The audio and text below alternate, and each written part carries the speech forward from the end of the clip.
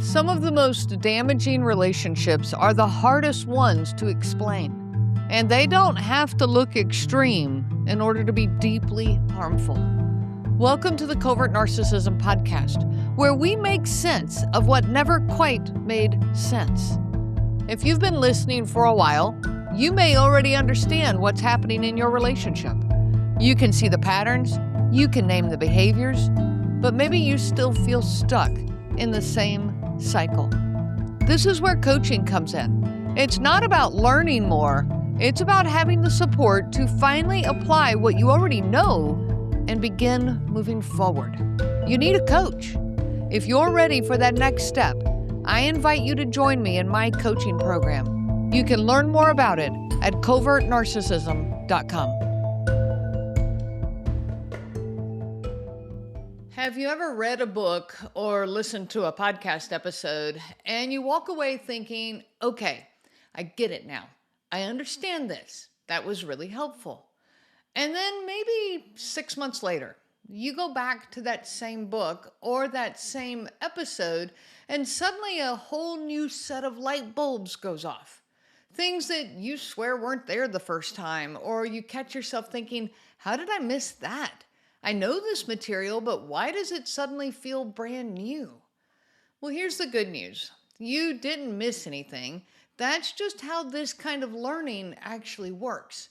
Understanding covert narcissism is not a straight line where you read things once and you're done. It isn't like learning your multiplication tables. It's more like renovating an old house. You tear back one layer of wallpaper and it looks finished. And then a year later, or 6 months later, or 5 years later, you notice there's another layer underneath the layer you already stripped. And it was always there, you just weren't ready to see it yet.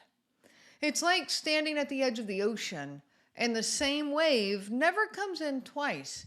Each one pulls back a little more sand, uncovers a little more of what's actually underneath, even though from a distance, it looks like the same water doing the same thing over and over. It truly isn't.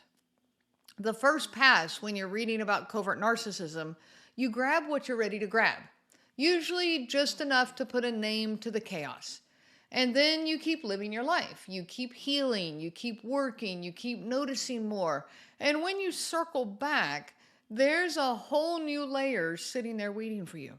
Same words, but deeper landing. We are doing that deeper layer today. See, about a year and a half ago, I recorded an episode on the different types of narcissism, and it was a part 1, part 2. The episode is titled Unmasking Narcissism. Part 1 was Breaking the Confusion of Narcissism, and that's the episode we're going to deal with today. And if you haven't heard it or you missed that one, go back and look at it. I will put it in the show notes, a link to it in the show notes. It's one of my most listened to episodes. People still are messaging me about it today. It's the episode that brought a whole lot of light bulb moments for a whole lot of people, including me when I was researching it and writing it. Well, I've grown a lot since recording that episode. You know, when you start diving a little deeper into the next layer of narcissism and understanding narcissism, every layer reveals a little bit more. My coaching practice has grown significantly. I've sat with a lot more of your stories now since writing that episode. So while I explained things a certain way back then, there are definitely more ways to deliver some of that same material. And hearing it different ways is actually one of the parts of healing in all of this. Somebody will say it one way and their perspective or their understanding lands differently with me than how somebody else said it, or even what my own framing was to begin with. So everything just starts to, your understanding just starts to grow and to build and expand. Well, instead of just hitting replay on a throwback episode, like I have done at times, I want to actually sit down with this one. I'm going to read you a few parts of what I said back then and tell you how it lands for me now. See, I went back and listened to my own episode and realized, wow, there's so much more here that could be said. Now, some of this you're going to recognize immediately, and some of it, even though you've technically heard it before, is going to sink in a completely new way. But that's how this journey goes, one wave at a time. So let's get into this. That episode, I opened with an analogy of a tornado, and I want to read to you my words from that episode. Imagine a tornado ripping through a peaceful countryside. The tornado itself remains intact, untouched by its own ferocity.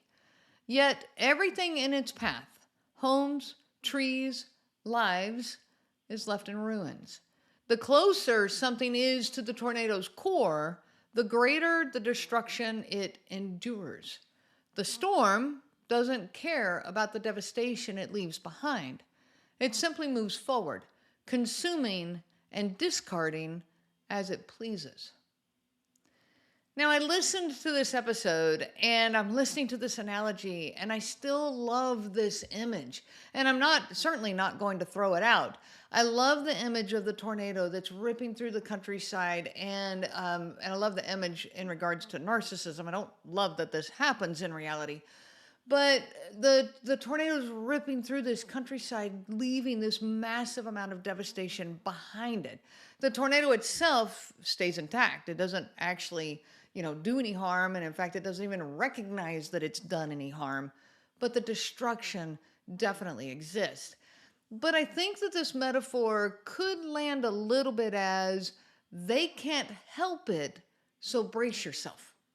And that's not what I meant, and it's certainly not what I believe. It is not our responsibility to just tolerate their storm, just because maybe they don't see it or they don't understand it. It is still their choice, the narcissist's choice, not to listen to us, not to believe us, the people that they say they love and care about, the people that we love and care about, but they choose not to work with us. Whether they mean to hurt you or not does not change the impact of their storm on you and those closest to that core of the tornado, those closest to them. They are a person, not a tornado, so they are capable of looking behind them at the destruction that's in their wake. But they choose not to. Even when you're pointing it out, even when you're talking to them, you're trying to help them, you're trying to show them. A tornado is not capable of seeing it. But a covert narcissist chooses not to see it. You're not responsible for predicting or surviving their storm. You're allowed to just not be in its path. The tornado metaphor is great for explaining why it feels so disorienting and impersonal when it happens to you. But it's not a reason to stay standing in the field and not protect yourself. Now, the next part of this throwback that I want to dive into is why covert is not its own category. When you talk about narcissism and you look up the categories of narcissism, covert is actually not one of the categories. You've got grandiose, you've got vulnerable, malignant, communal, we've got cerebral, we've got all these different types of narcissists, but overt and covert are not there. And I talk about this in this episode. So again, go back and listen to it because I really dive in there, and I'm not going to dive in quite as hard here. So my words from that episode are, you will notice that I did not mention covert narcissism, meaning it wasn't in the list. Covert narcissism is not its own category. Covert narcissistic traits can be a part of any of these categories of narcissism. It is a description of how these categories of narcissism show up. And I'll be honest with you, I still stand by this completely. And it is maybe the single most useful reframe that I can give my clients and my listeners here. Covert is not a type of narcissist. It's more like a volume setting. You think of it like the volume dial. We turn it up or we turn it down. Every one of the types of narcissism, grandiose, vulnerable, malignant, communal, somatic, cerebral, there's a whole lot of them. Every one of them can be turned up, so overt traits, or turned down and be quiet, which is the covert traits. It can be visible and in your face, or it can be subtle and insidious and nearly invisible. But what's changed for me since writing this episode a year and a half ago is why I think this matters so much. Back then, I was mostly correcting a definition, trying to clear up the confusion between vulnerable narcissism and covert narcissism. Those two phrases, just so you know in all the research you're doing, are often used interchangeably. But today, I use this understanding to correct a feeling. So many of my clients say to me, but they never yelled, they never threatened me, so is it really that bad? Is it really abuse? You see, covert doesn't mean smaller, and it certainly doesn't mean less damaging. It means a quieter delivery, yes, of the same damage. And quiet is exactly what makes it so hard to name, so hard to point to, so hard to explain to anyone that wasn't living it with you, so hard to grasp. A raised voice leaves a mark that other people can see, but a sigh doesn't. A silence doesn't. The subtle, well-timed, must be nice doesn't show up on anyone's radar but yours. No one sees the damage but you. It's now much easier for everyone around you, and sometimes even for you, to dismiss, which actually leaves even more damage. It leaves you feeling crazy, invisible, small, wrong, isolated. Well, that's the trap of, but they never yelled. It quietly implies that yelling is the baseline for real harm, and anything under that volume, go back to the volume dial. So, okay, where is yelling? Let's say it's volume 6. So anything 5 and below must be tolerable. It must be survivable. And maybe surely they didn't mean it. And maybe it's even your own overreaction to it. I want to take that volume dial, that measuring stick that we're using on the volume dial, and break it into pieces. The question is never how loud this is. The question is what it cost you. Your sense of self, your ability to trust your own perceptions, your peace, your safety. This is what it's costing you. So shift your focus from the abusive behaviors and onto the damage that it's causing.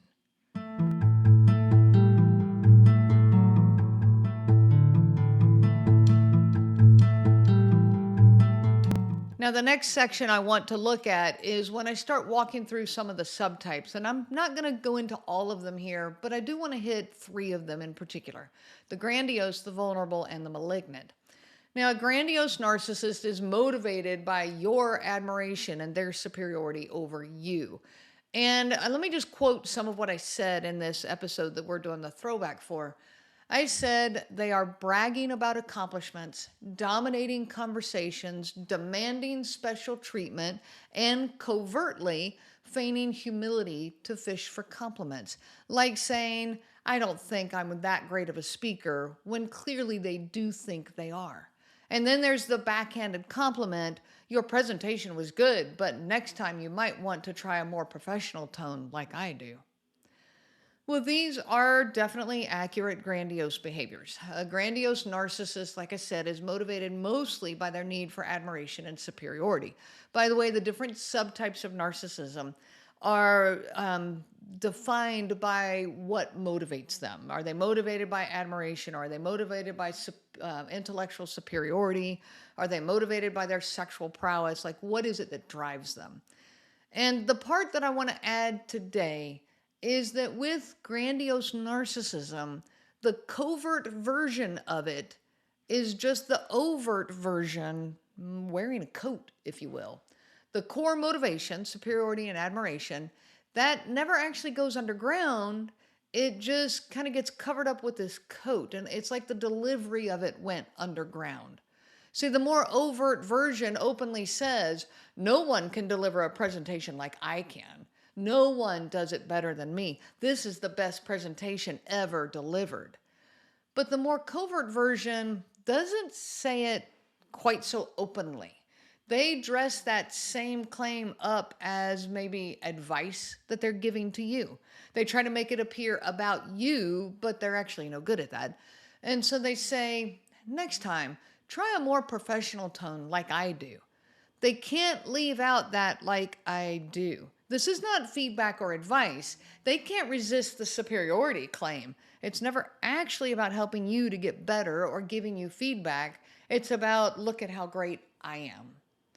Let's talk about the vulnerable narcissist. What are they motivated by? Your sympathy and attention. They want to be the biggest victim in the world, okay? Nobody likes me, everybody hates me. I think I'll go eat some worms. So the quote from my past episode is, no one ever sees how hard I work, sulking to gain sympathy, quietly holding grudges to teach you a lesson. They will say something like, I guess I'm just not as important to you as your other friend, but I hope you have a good time. I'll just sit at home tonight and do nothing. And then there's the self-deprecating version. Clearly, I'm just a horrible person, designed so that you jump in to reassure them.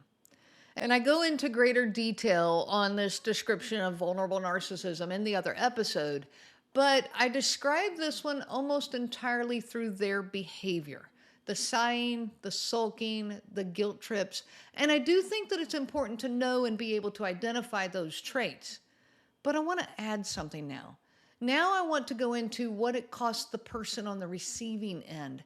And I'm going to call that restricted autonomy. This is a phrase that has really resonated with me recently. We start adjusting ourselves to take care of them, okay? To take care of their needs, their feelings, to prevent their anger and all of this. I absolutely restricted my own autonomy in response to his vulnerable narcissism. You know, when they say things like, clearly I'm just a horrible person, it sounds vulnerable, okay? It sounds sensitive. And so we want to help take care of them. Like, I want to be a compassionate and caring person. And so now you're the one managing their self-esteem, their feelings, instead of getting to have your own feelings about what just happened. Your feelings quickly just fade into the background again and again. You know, you clearly don't want them to feel this way. You don't want them to feel like they're a horrible person. So you start avoiding things that will trigger this response for them. You start adjusting your own plans around them and their reactions. You start, turning down friend time and no.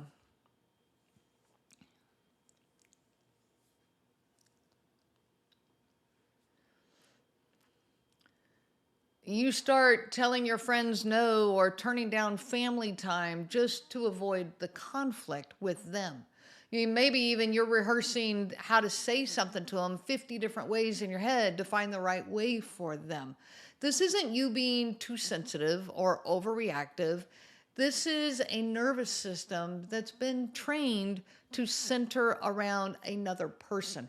Your nervous system should be centered around you. But no, in these relationships, our nervous system starts centering around them.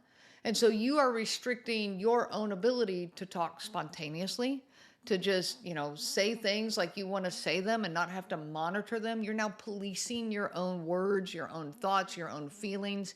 You even sacrifice your ability to live an ordinary adult life because of the way they have repeatedly made you feel. So it becomes a prison within your own home. Now, the third one I want to look at is malignant narcissist. Now, in that episode, the throwback episode, I said that malignant narcissism combines narcissism with antisocial traits, sadism, and paranoia, like it's a checklist. And today, I would describe it a little differently. I would go a little further in my description of malignant narcissism. This is the version where causing harm is not a side effect of getting what they want. It's the point of what they want. See, the harm of a grandiose narcissist is a side effect of getting the admiration and superiority that they want. The side effect of vulnerable narcissism is harm that's caused by getting the sympathy and your attention, like your compassion and care that they want. But in malignant narcissism, the harm is not a side effect. The harming of you is actually what they want. Hurting you is part of the appeal to them, and that is disgusting. Someone with malignant narcissism wants to control you, period. It doesn't matter what you do or what you say or how perfect you become. They simply want control. You are trying to build a healthy relationship with them based on care and empathy, And they will even use that as another way to control you. So I just want to go a little further with the definition of malignant narcissism and help you to see that this is a person who truly wants to hurt you and destroy you. Now, the last piece I want to look at today is a quote from that podcast episode that says, narcissism exists on a spectrum and can manifest differently in individuals. Traits from multiple types of narcissism may be present in the same individual. Root causes often involve a mix of genetics, childhood experiences, and environmental influences. Now, all of this is still true today. I've not changed my mind on any of that, but here's what I want to hold on to today. Understanding the type of narcissism does not obligate you to stay and manage it or to fix it for them. The why matters. I still believe compassion and clarity are not opposites here. I do think it's important to understand, or as much as we can to try to understand what's going on in this narcissism. But this podcast is for you, not for them. So while it's helpful to understand them, the focus needs to be on your own healing. You don't need a diagnosis to know that a pattern is hurting you. You are allowed to act on that pattern even though you don't have the perfect label for them. You may never get that label, in fact, but you don't need it. I write about this in my upcoming book. This Is Not Okay is the title of that book. Narcissism does not hold still long enough to be pinned down to one tidy little category. And that's part of what makes it so disorienting to live with, okay? So hard to grasp and so hard to understand. It evolves. When one tactic stops working on you, they don't stop being narcissistic. They just shift to another tactic. When one style of control stops landing, they simply move to a different one. The grandiose bragging that used to get a reaction, maybe that doesn't work anymore. So suddenly it's the wounded, vulnerable version asking why you don't appreciate them. The silent treatment stops making you chase them, so it becomes the cerebral move. Now they're out arguing you, making you doubt whether you're even qualified to have an opinion at all. It's like a chameleon constantly changing colors, not because it's confused about who it is, but because it's completely focused on getting what it wants. This is also why so many of you write to me saying you can't figure out which type you're dealing with, and it's easy to get stuck on this. You see grandiose one week and vulnerable the next, communal at the family holiday, and malignant behind closed doors.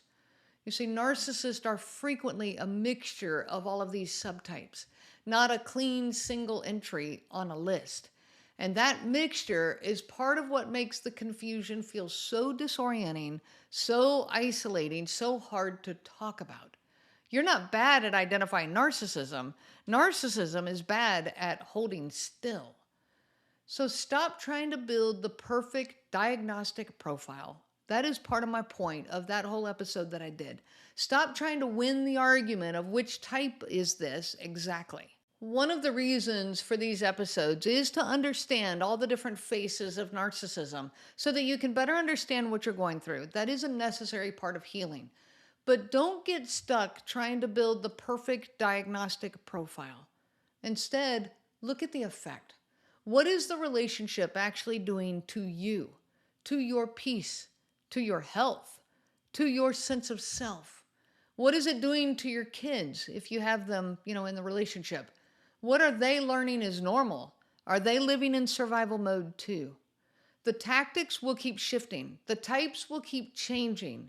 But the effect on you and your family is the thing you can actually observe, name, and even act on, regardless of which color the chameleon happens to be wearing this particular week. I'm not diagnosing anyone here, and neither should you. Do not use this podcast or any other material to diagnose someone in your life. That requires a trained professional. But what this episode and the other tools that you're using to understand narcissism, what they give you is the language to be able to talk about it. And you have to get that. That is powerful for understanding it, for healing, for helping your kids, for preventing this in the future. It's a necessary piece. Now, in closing, I want to ask you, do you know the game Marco Polo? It's a kid's game. It's basically like hide and seek. It's often played in a swimming pool. One person with their eyes closed calls out Marco, and then everyone else must answer Polo. So you hear Marco, Polo, Marco, Polo. Based on the sound of the voices of the people answering Polo, the individual with their eyes closed is trying to tag the others. So they're trying to find them with their eyes closed. Well, I've created a Marco Polo parody. Instead of Marco Polo, it's Narco Bolo. See, narco stands for when you see narcissistic traits in someone. Just start calling it out. Not out loud to them, okay? We're not going to be yelling this game out in the public. But in your head, you're going, narco, okay, when you see those narcissistic traits in someone. And the response you hear is bolo. Bolo actually stands for be on the lookout, okay? Put your guard up. Pay attention. Whenever you hear a line that's a textbook narcissistic move, somebody in your head calls out narco, and everyone else answers bolo. It's literally a reminder to watch out in your world, because whatever narcissist brought you to this podcast, I assure you, is not the only narcissistic person in your life. Take these tools, take this awareness and understanding, and use it to create a better pocket of the world for you to live in. I wish you so much peace on your journey of healing. If you've been listening for a while, you may already understand what's happening in your relationship. You can see the patterns, you can name the behaviors, but maybe you still feel stuck in the same cycle. This is where coaching comes in. It's not about learning more. It's about having the support to finally apply what you already know and begin to move forward. If you're ready for that next step, I invite you to join me in my coaching program. You can learn more about it at covertnarcissism.com. Your story matters, and you deserve to be heard without judgment. Check out my coaching services at my website, again, covertnarcissism.com. And don't forget to subscribe, to thumbs up, to follow, to like this podcast so that you can get more empowering episodes like this one, and to help us continue spreading the word so that our community can continue to grow. I wish you so much peace on your journey of healing. The information provided by Renee Swanson, Covert Narcissism Podcast, and CNG Life Coaching is for educational purposes only and is not to be used for diagnosis purposes and not intended to be a substitute for clinical care. Please consult a healthcare provider for guidance specific to your case. This material discusses narcissism in general. Renee shares stories from her personal experience as well as from those she has talked with for several years. Her material does not claim that any specific person has narcissism and should not be used to refer to any specific person as having narcissism. Permission is not granted to link to or repost this material to support any allegation or support a claim that any specific person is a narcissist. That would be an unauthorized misuse of this material and information provided. If you like the show, please take a moment to rate, review, and subscribe. It really does help the show to grow. Thank you for listening.